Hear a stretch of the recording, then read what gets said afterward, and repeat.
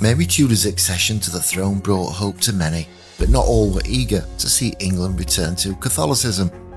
The idea of her marriage to Philip of Spain ignited fears of foreign dominance and sparked dissent among Protestant nobles, most notably Sir Thomas Wyatt the Younger. His rebellion wasn't just a matter of religious disagreement, it was a stand against what many perceived as a looming threat of Spanish influence over English affairs. Wyatt's rebellion, a fiery protest against Mary's intended marriage, quickly gained traction. The plotters, desperate to prevent England from slipping back into the hands of Rome, saw an opportunity in Lady Elizabeth, the Protestant half-sister, with an undeniable Tudor claim. Though Elizabeth remained cautious, the rebellion's failure cast a shadow of suspicion over her. Wounded by betrayal, yet determined to secure her crown, Mary ordered Elizabeth's imprisonment in the Tower of London. It was a harrowing echo of the past. The very walls that had witnessed the execution of her mother now enclosed her.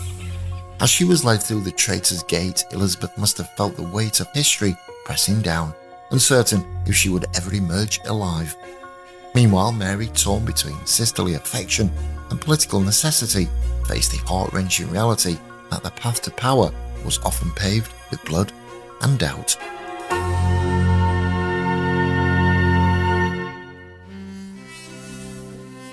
Sir Thomas Wyatt the Younger hadn't always been an enemy of Queen Mary I. In fact, like much of England, he initially supported her rightful claim to the throne, as stated in Henry VIII's Act of Succession. However, Mary's intention to marry her Spanish cousin, Philip of Spain, stirred deep resentment.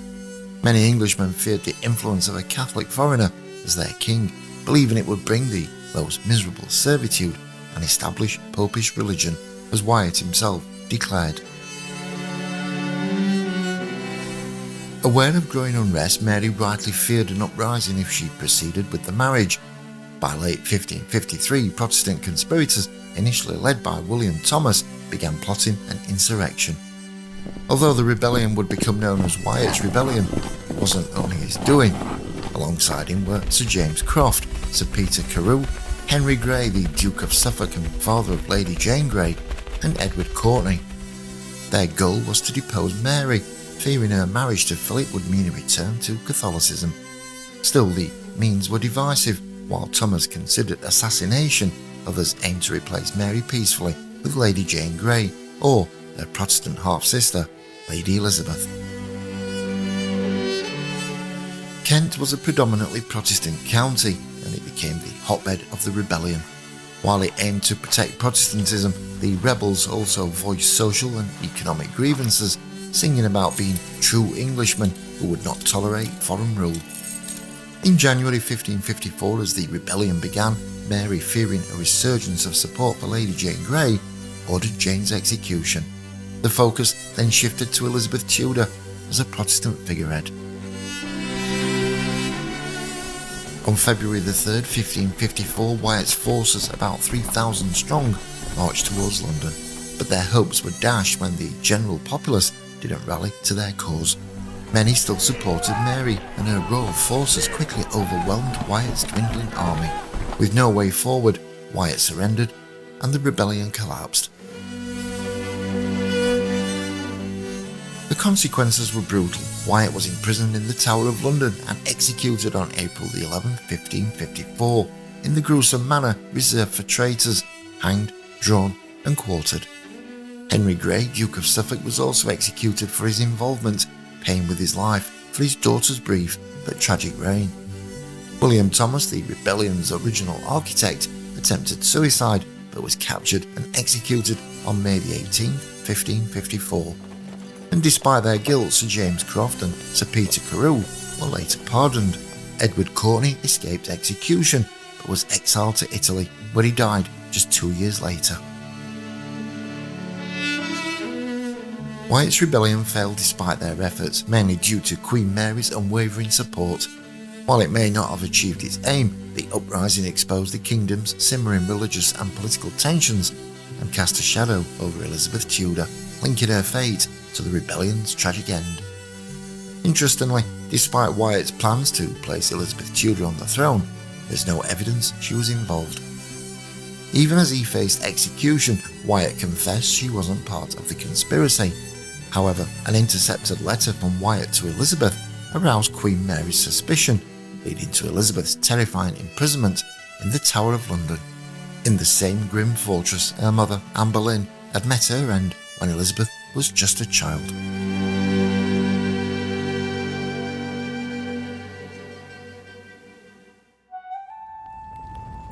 During the rebellion, Elizabeth Tudor lived at Whitehall Palace, a place she would cherish throughout her reign until its destruction by fire in 1698. In March 1554, Queen Mary's council arrived at Whitehall to summon the young Elizabeth to the Tower of London for interrogation over her supposed involvement in Wyatt's rebellion. Terrified, Elizabeth knew all too well the fate that might await her. After all, it was in that very tower her mother, Anne Boleyn, had met her tragic end. Claiming illness, Elizabeth pleaded that she was too unwell to travel. However, Mary, wary of any excuse, dispatched 2 physicians who reported that although Elizabeth suffered from a watery humours or possibly kidney inflammation, she was fit enough for the journey. Fortunately, 3 sympathetic counsellors accompanied Elizabeth, allowing her to travel slowly, covering only 6 miles a day. As she entered London, Elizabeth's terror must have deepened.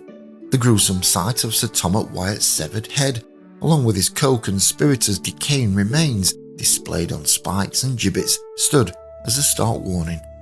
Perhaps spurred by fear and desperation, Elizabeth requested permission to write a heartfelt letter to her sister, pleading her innocence and hoping to sway Mary's judgment.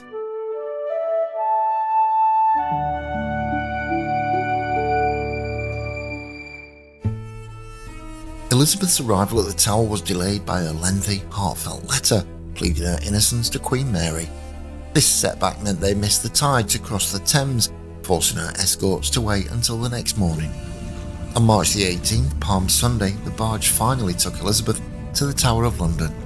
While legends suggest she entered the infamous Traitor's Gate, Elizabeth crossed via the drawbridge.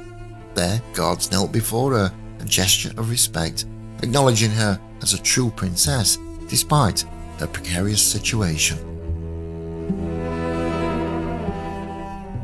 Once inside, Elizabeth hesitated, sitting on a rock and refusing to enter the tower until the tears of a lady in waiting convinced her to move. With remarkable composure, she declared, "Oh Lord, I never thought to have come in here as a prisoner, and I pray you all to bear me witness that I come in as no traitor, but as a true woman to the Queen Majesty, as any is now living." It was a display of dignity and defiance reminiscent of her late mother, Anne Boleyn, who had faced her tragic end within these same walls. Though more comfortable than most prisoners, Elizabeth's lodgings carried a heavy emotional burden. She stayed in the very apartments now lost to history that her mother had occupied before her execution 18 years prior. While considered a privilege due to her status, the psychological torment of being confined where her mother had awaited her death must have weighed heavily on Elizabeth's mind. The eerie parallel undoubtedly heightened her fears that she might suffer the same fate. These traumatic experiences likely shaped Elizabeth's later life choices, influencing her decision never to marry or have children. Perhaps she feared sharing her mother's tragic destiny, or, more poignantly, dreaded subjecting her children to the turmoil and heartache she had endured.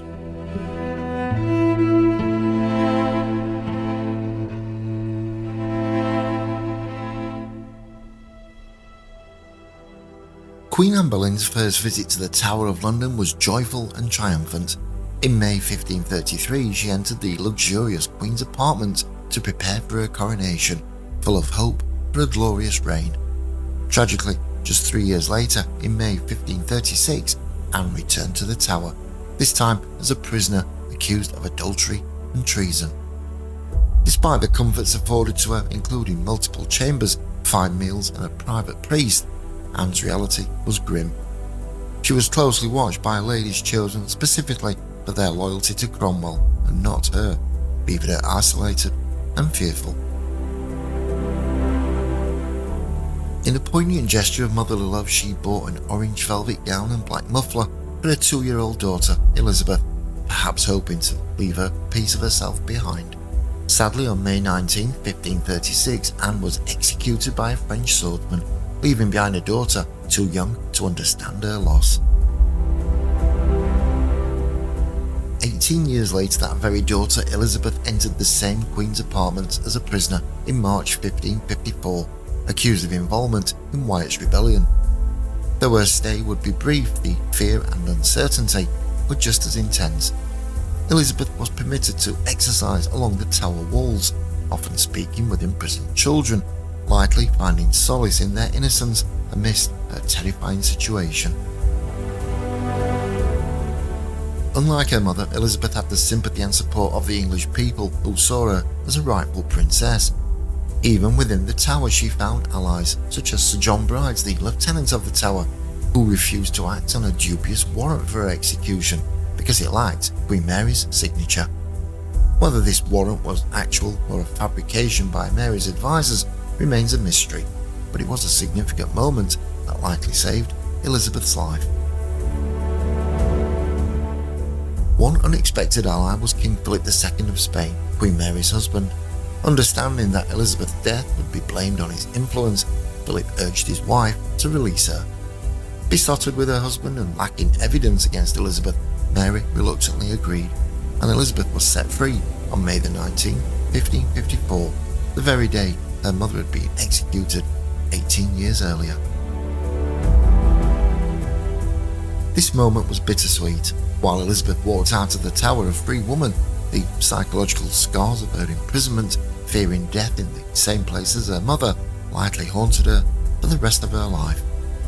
Mary's refusal to read Elizabeth's letter proclaiming her innocence or allow her to plead her case directly must have been a constant reminder of how close she came to sharing her mother's fate.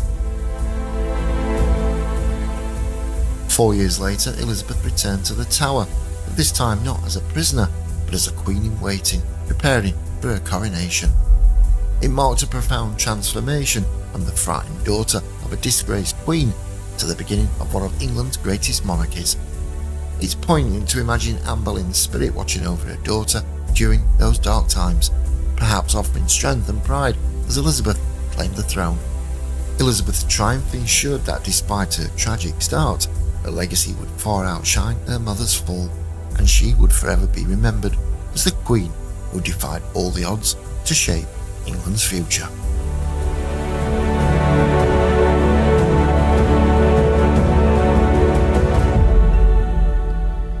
If you enjoyed this latest video, give it a thumbs up and consider subscribing. Click on the screen now to explore the untold stories and hidden secrets of another fascinating figure with a story to tell. Get ready to uncover more historical gems and intriguing royal tales. Your next adventure in history starts right here.